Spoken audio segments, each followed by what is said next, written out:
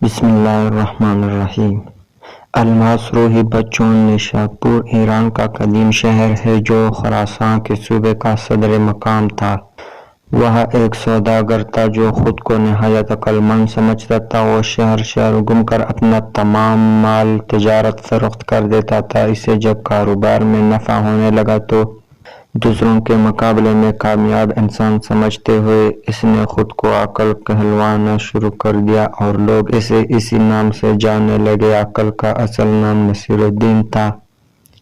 وہ مال تجارت کی صورت میں نادر و نایاب اشیاء لاتا تھا۔ دیکھنے والے ان چیزوں کو دیکھ کر حیران رہ جاتے، منہ مانگنے دام دے کر خرید لیتے تھے۔ ایک دن وہ بازار میں بیٹھا اپنے دوست سے باتیں کر رہا تھا۔ ایک چیڑی مار اس کے قریب سے گزرا جو گا رہا تھا: سونے کی چڑیا جادو ایک پریاں پچتا ہے، گھنٹہ دبتی ہے انڈا۔ اس نے جو یہ سنا تو اپنے دوست سے رخصت ہوا اور چڑی مار کے پیچھے چل دیا۔ چڑی مار کے پاس سبے پنجرے خالی تھے، بس ایک پنجرے میں خاکی رنگ کی چڑیا اپنے پر پڑپڑا رہی تھی۔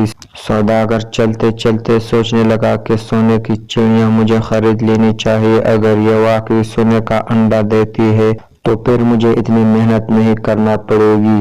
اسے خیال آیا، بچپن میں اس کی دادی اس کی ماں کو مکے جانے پر کہا کرتی تھی: تم کیا سونے کی چڑیا ہو جو مکے چلی گئی تو میرا بیٹا غریب ہو جائے گا؟ تو گویا سونے کی چڑیا ہوتی ہے۔ بس اس کی یہ خواہش تھی کاش اس کے پاس وہ چڑیا ہو۔ چڑی مار کو روکتے ہوئے سوداگر نے کہا: بھائی، کیا یہ واقعی سونے کی چڑیا ہے؟ یہ تو عام سی چڑیا لگ رہی ہے۔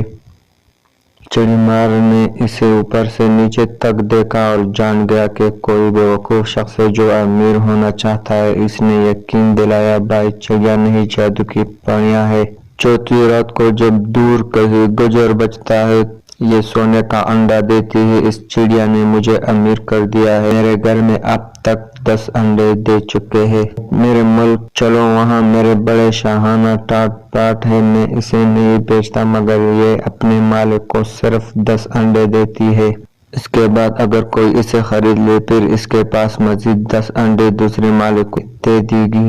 چڑی مار کے باتوں کو سچ سمجھ کر سوداگر نے وہ چڑیا خرید لی اور اپنا سب کچھ چڑی مار کو بیچ دیا۔ چڑی مار اگلے روز بازار میں پھر کسی کو نظر نہ آیا۔ سارا مال و دولت گھر بار ایک چڑیا کے عوض چڑی مار کو فروخت کر کے سوداگر چڑیا کے پنجرے کے ساتھ ایک جھونپڑی میں رہنے لگا۔ دوستوں نے اسے بہت سمجھایا کہ اس نے گھاٹے کا سودا کیا ہے اور دھوکہ کھایا ہے، مگر سوداگر کا کہنا تھا وہ بہت سمجھدار ہے، وہ کبھی گھاٹے کا سودا نہیں کرتا۔ تم دیکھنا مجھے کتنا فائدہ ہوگا۔ سوداگر کو بس 14 رات کا انتظار تھا۔